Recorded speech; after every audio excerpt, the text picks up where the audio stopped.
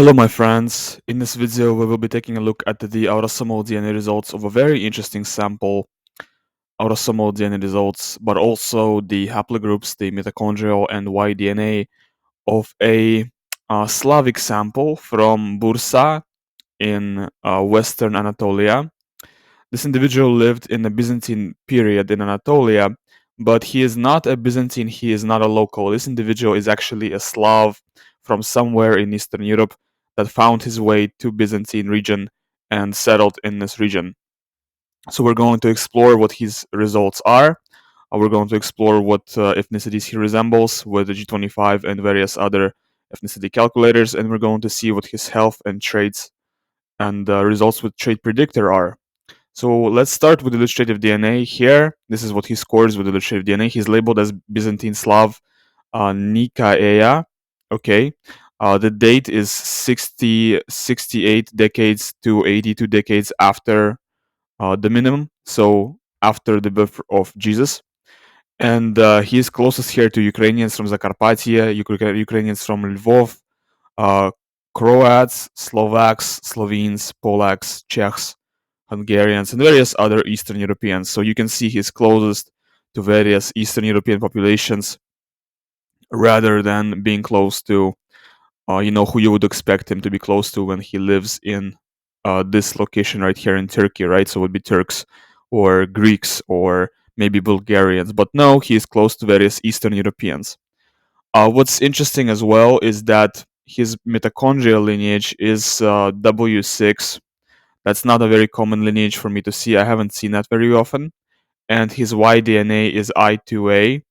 I think here on the illustrative DNA they have a more precise subclade I10430, but that falls into I2A. So I2A is a Balkanic Slavic subclade. But it's very typical for Balkan Slavs to have I2A lineage, I2A paternal lineage. And in terms of the simulated G25, simulated, let's see what he scores with Davitsky's model. With Davitsky's model, he's scoring half Yamnaya, then 37% Barsen Neolithic. Let's zoom in actually.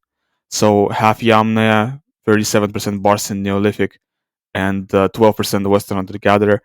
Compared to, like, I can compare that to my result.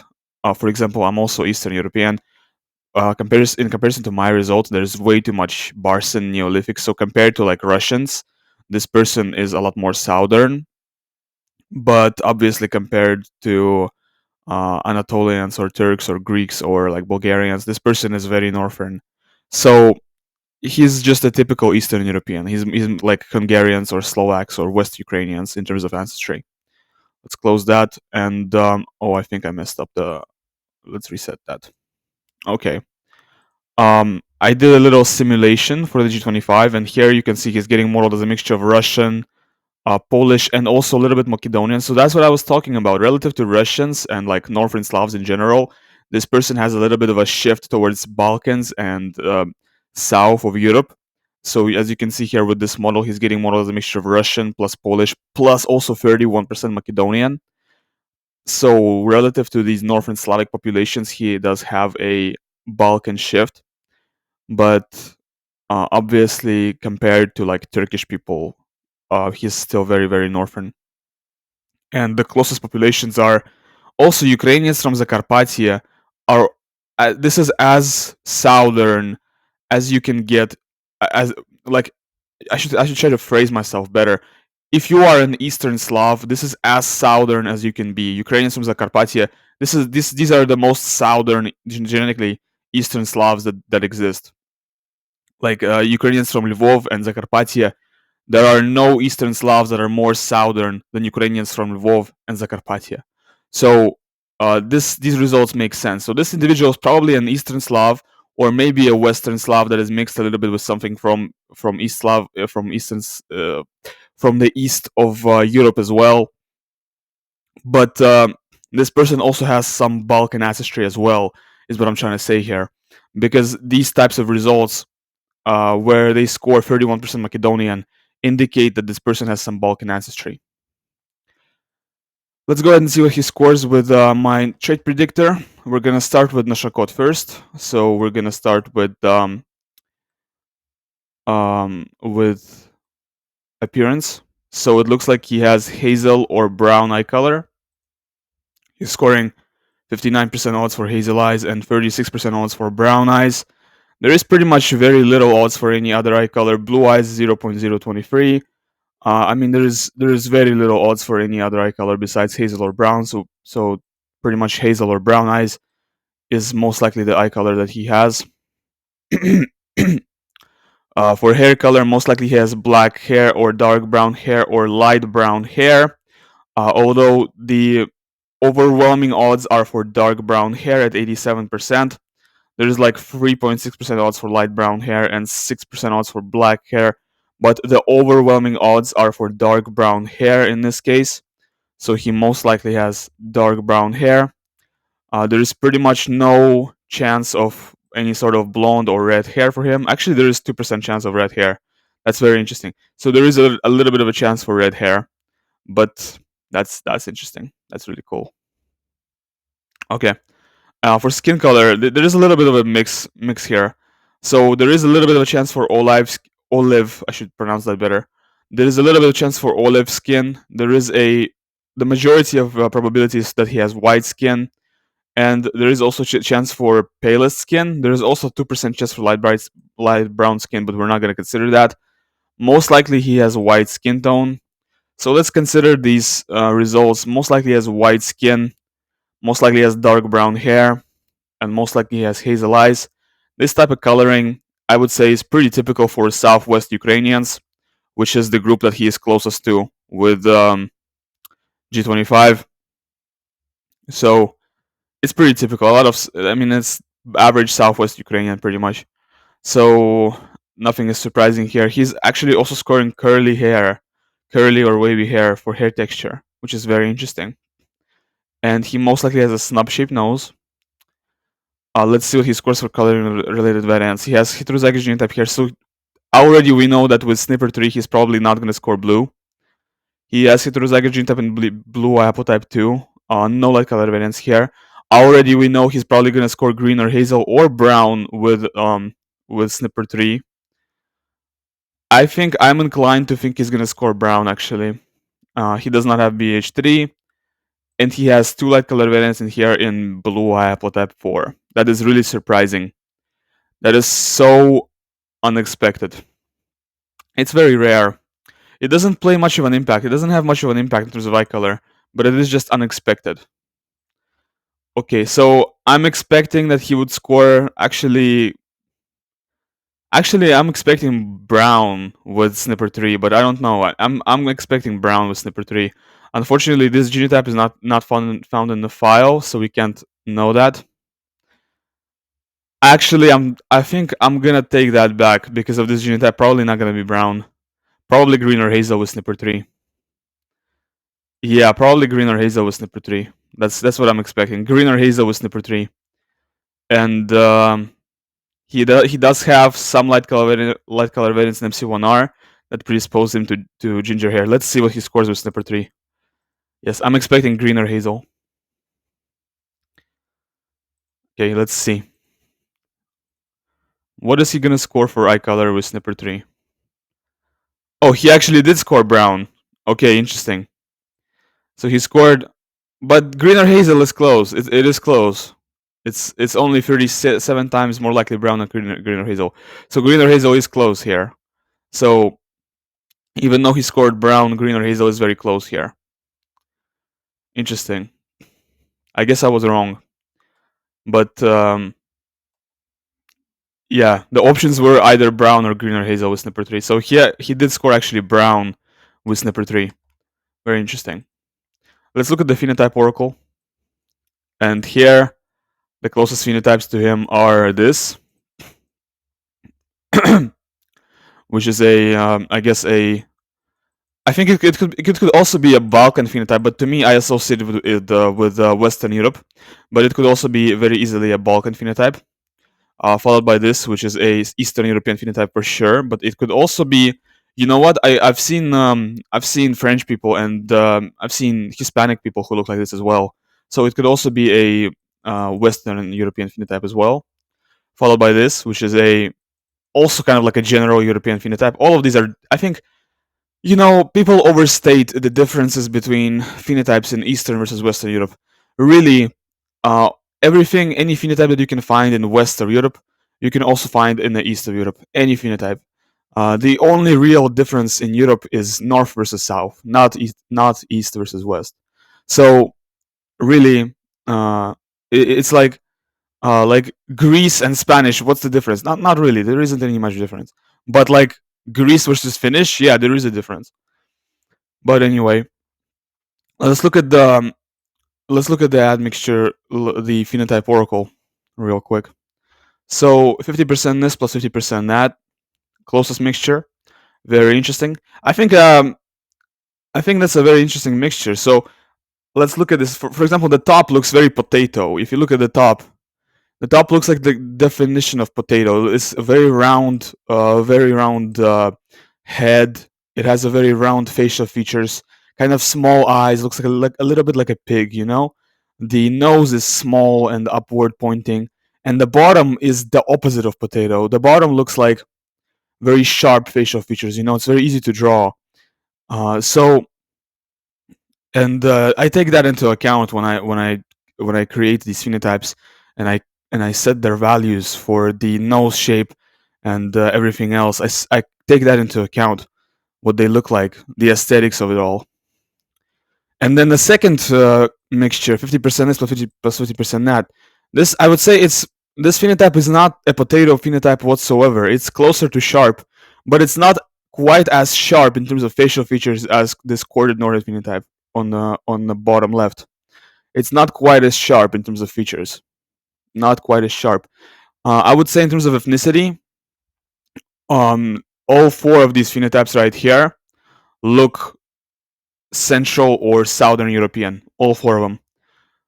This phenotype right here, I would say, is more in the east, more found so in the east, more so in maybe in the steppe, Tatars, or like in Turkey. It's not very much a Central European phenotype. It kind of has this exotic looking eye shape. So I wouldn't say that this phenotype is very typical for southwest Ukraine, but nonetheless, he is scoring this phenotype here as well. And a mixture of 50% this phenotype plus 50% this phenotype is also showing up as a pretty close mixture for his phenotype in reality. So these are very interesting mixtures. I'm not going to go through all of them, but the closest mixture is 50% this plus 50% this. This is the closest approximation for what he looks like. Essentially, if you mix 50% traits and features from this face plus 50% traits and features from this face, you get the closest approximation to what this individual looks like. All right, let's go through his biomarkers results and see what we find here. Okay, looks like he has way below average levels of vitamin D. That's very crazy. That's a very crazy result. Let's look that up in the file. Actually, I don't expect to see that. That's very very interesting. So we see three entries for vitamin D, and they are actually all marked with a danger sign. All right. So we see they all lead to lower levels of vitamin D. I made it very easy to do research, right? You can just copy and you paste and you control F and you find that in the file right here. It's very easy to do research with my trait predictor. Sometimes it's difficult, but with some traits it's easy. I tried to make it more, with some traits it's easy, for me at least, because I know where to find it. But for you it's maybe difficult. For me it's more easy. Okay, for cholesterol, it looks like he's got below average level of LDL cholesterol, which is good to see. Also below average level of HDL cholesterol, which is not so good. LDL, you want to have lower level. HDL, you want to have higher level, because HDL gets rid of the LDL. For glucose, he's got higher level of glucose. Good to see. He's got higher level of hemoglobin. That's okay. He's got higher blood pressure. Okay. Blood pressure is a little bit in the dangerous, not really in the dangerous zone. I'd say it's all right. It's not that bad, but it is a little bit higher than average. He's got slightly below average level of iron in the blood. Okay. Slightly below average level of iron in the blood. That's okay. So he doesn't have hemochromatosis. That's what it's about, right? So he doesn't have hemochromatosis variants because this is directly linked to hemochromatosis panel. Pretty good to see. He does not have. He has average level of sex hormone binding globulin. He has slightly below average number of red blood cell count. He has slightly below average number of base pairs, so telomere length. So he's not uh, expected to live longer than average, and he has slightly below average expected height. Okay, interesting. This was the biomarkers panel. Now let's go ahead and explore his polygenic risk scores. And for the polygenic risk scores, I am going to pretty much ignore everything that is much closer to 1. Everything that's close to 1 I am going to ignore. And I'm only going to go over the results that are very extremely substantive. Alright, so he has an above average odds for kidney stones. He does not have any risk variance for arrhythmia nodosum. He does not have any odds for hemoglobin E disease, does not have any risk variance for hemoglobin E disease. He has high odds for migraine, very high odds for thyroid cancer, which is very interesting. He has high odds for exfoliation glaucoma. We could look that up in the file, but we already know what we're going to find. And he has below average odds for polycystic ovary syndrome, which is always very nice to know, but for him it is not very relevant because he's not a female. He has high odds for cataracts. He has very low odds for AMD, which is really good to see. He has below average odds for Tourette's. He has higher than average odds for epilepsy. He has below average odds for leukemia, very very good to see. He has higher than average odds for vitiligo. He has higher than average odds for myopia. He has lower than average odds for corneal astigmatism. He has below average odds for stroke, really good to see. He has higher than average odds for male pattern hair loss, which is really good to see. So far, what we have seen here that really stands out is the really high score for thyroid cancer. That is the one score that really stands out. So male pattern hair loss is typical. It is typical for Europeans and people of European descent to score higher for male pattern hair loss. So nothing here is surprising. Below average score for atrial fibrillation. Average score for deep vein thrombosis. Above average score for ADHD. Slightly below average score for depression. Slightly above average score for bipolar type 1. Slightly above average score for schizophrenia. Average score for type 2 diabetes. Very high score for type 1 diabetes. Very, very interesting. So there might be some interesting stuff to see in the HLA gene panel. There is also slightly below average score for Alzheimer's and slightly below average score for multiple sclerosis. Maybe not, because multiple sclerosis score also has to do with the HLA gene panel. Then one risk variance for breast cancer out of 6. That's really good to see. 13 risk variance for testicular cancer out of 18, and it looks like he's got all the important risk variants in the keto G gene. So he is quite cooked when it comes to testicular cancer. So far, there's 3 conditions that we have to watch out for. It's testicular cancer, type 1 diabetes, and thyroid cancer. Cancers are definitely a big concern for this individual. Actually, let's scroll back to the homocysteine panel, and we see he is predisposed to elevated or intermediate homocysteine levels. So yes, cancers are definitely quite a big concern for this individual when you take that into consideration.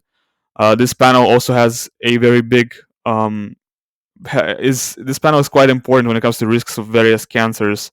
So cancer is definitely a big concern for this individual in particular. He's got 2 risk variants for celiac disease out of 8. That's quite typical. No risk variants for GSS. 9 risk variants for Crohn's out of 24, and he's got 2 important risk variants here. So he's quite predisposed to Crohn's as well. Alright, there's a predisposition to Crohn's. There is no predisposition to Riefenstein's or Parkinson's or Gilbert's or basal cell carcinoma, or it looks like anything else.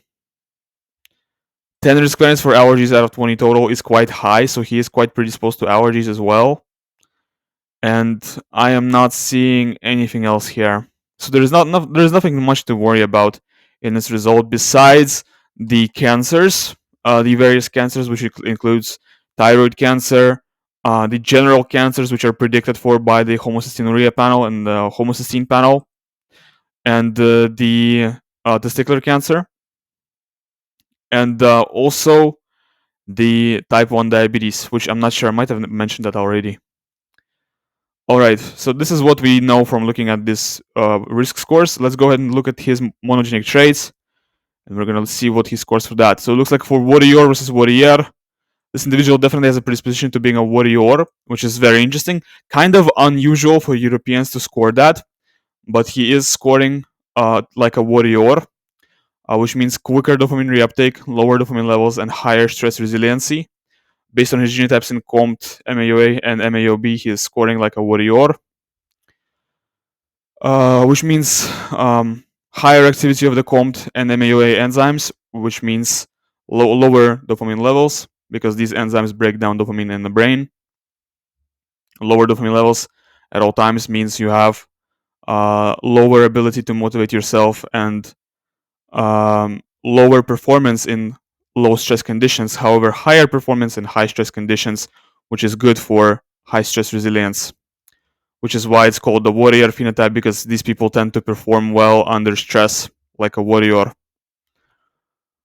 For D2 dopamine receptors, this individual has a predisposition to higher or intermediate number of dopamine D2 receptor sites, so slight predisposition to such conditions as bipolar or schizophrenia. But we can't really say that, because if you look at these results, it's kind of like intermediate. Really, it is intermediate.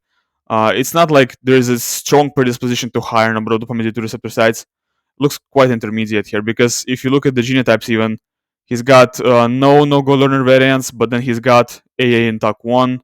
So like, just to explain that for you, because maybe you haven't been looking at my channel for a long time, not having any no-go learner variants would increase the number of dopamine D2 receptor sites in the brain, but having AA in TAC1, A1A1 genotype in TAC1 variation of DRD2, which is technically it's located in a different gene that's located right next to DRD2, but I count it as DRD2 because it is essentially that.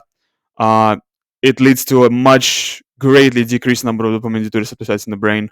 It's like a 40% decrease. So these two genotypes are they lead to much different outcomes. So this individual has this very exotic genotype that leads to a much greater reduced number of dopamine D2 receptor sites in the brain, and this definitely leads to lower, lesser D2 dopamine receptor sites in the brain. But then they have all these other genotypes that lead to higher number of D2 receptor sites. So you can't really say that they have a predisposition to higher or lower D2 receptor sites in the brain. They have genotypes for both cases, for both higher and lower. But this is definitely an exotic genotype, and it's really unusual and uncommon. I haven't seen that very frequently.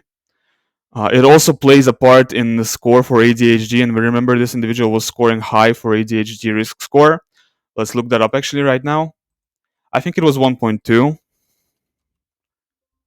ADHD, yeah, it was 1.25. So it wasn't super high, but it was a little bit high, and it was influenced. It was influenced by this genotype right here, because it influences the ADHD score. And this individual is also scoring higher levels of 5-HT and serotonin, so he is actually predisposed to lower odds of depression and anxiety. And the reason they score that is because they have long form 5-HT TLPR and decreased risk of depression. I just spotted that right now.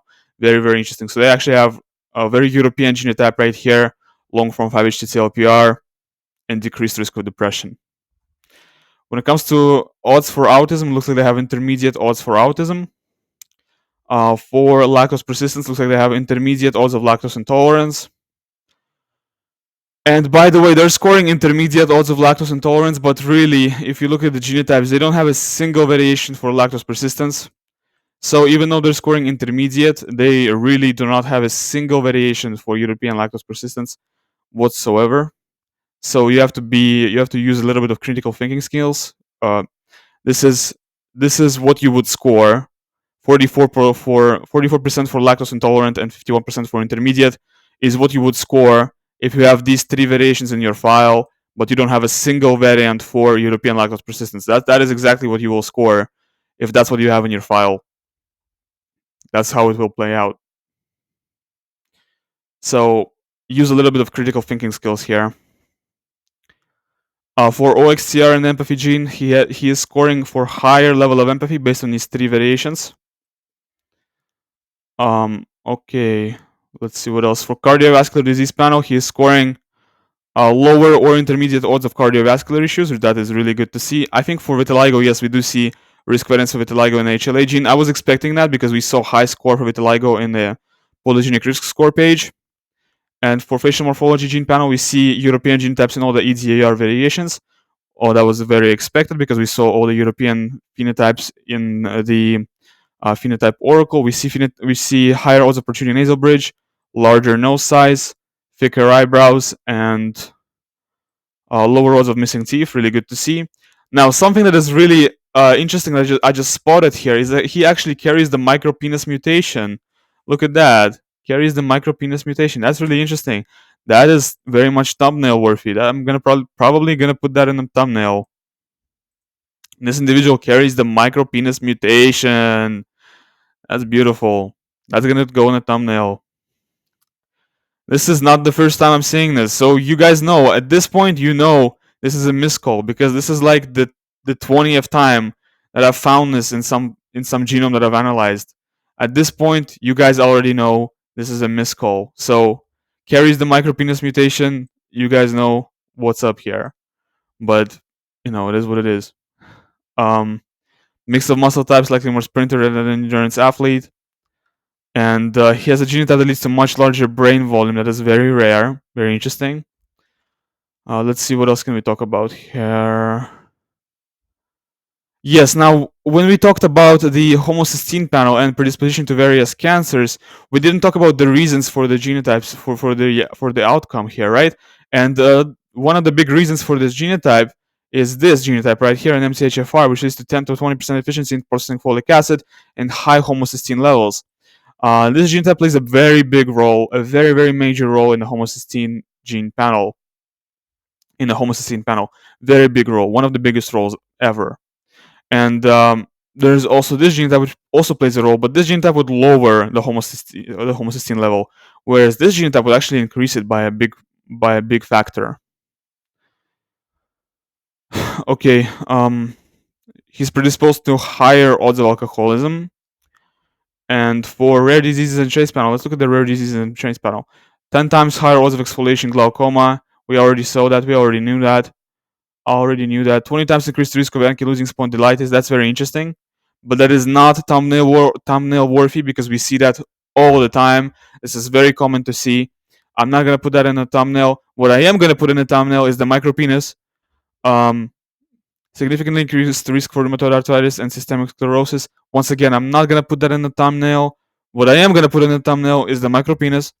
Not a carrier for Sanfilippo syndrome risk. Good to see. Good to see. Okay. HLA and AIDS panel. No protective variants here. Typical genotype. Alright, good to see. So no protective variants from HLA. But he does have this genotype right here, which leads to 30 times higher risk for Crohn's disease. And that's what I talked about for the Crohn's disease gene panel. So he probably has Crohn's disease as well. So that is also thumbnail worthy, I think. Putting that in the thumbnail would be quite good. It is very much worthy of being put in the thumbnail of this video. That he has this genotype that predisposes him to essentially 35 times the risk of Crohn's disease.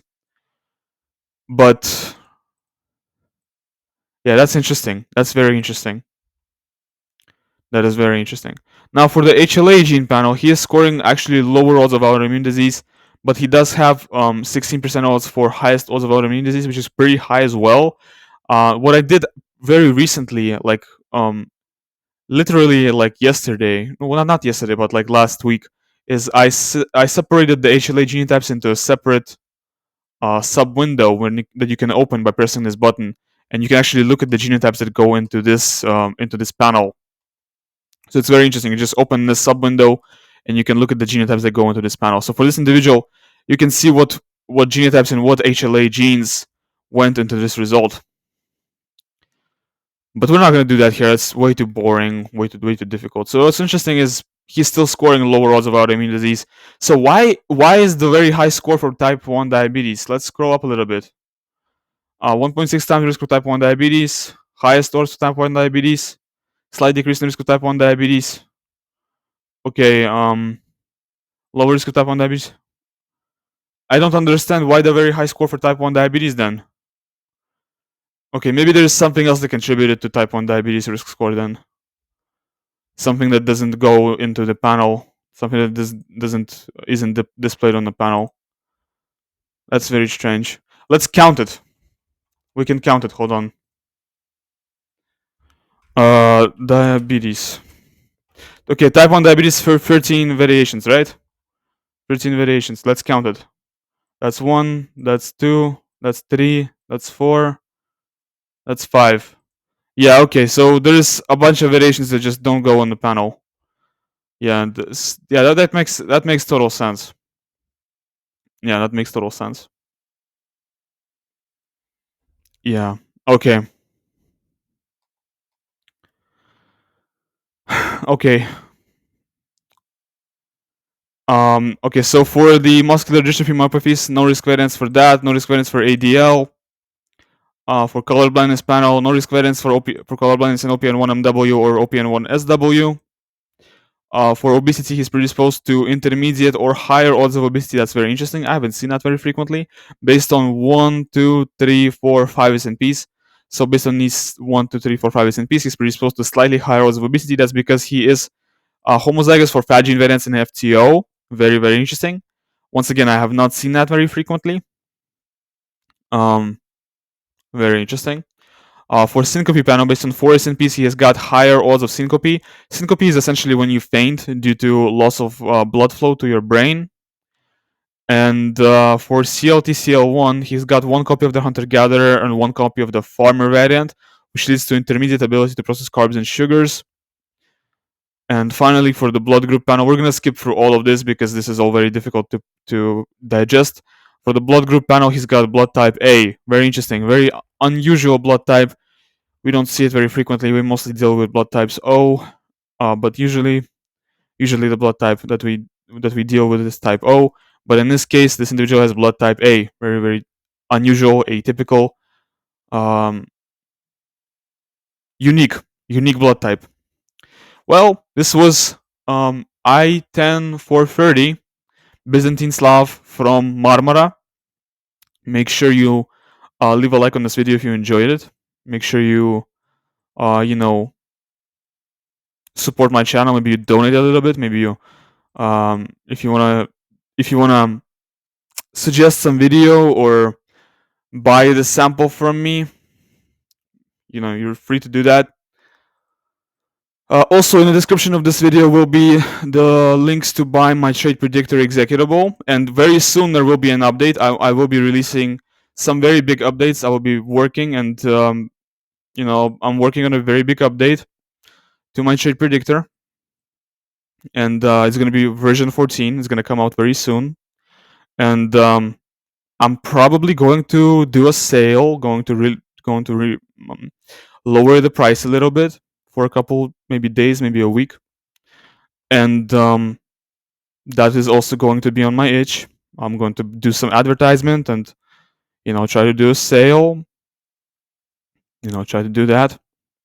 So make sure you check out the description. In the description will also be the link to purchase a $4 report with my trade predictor. And thanks for watching. Goodbye.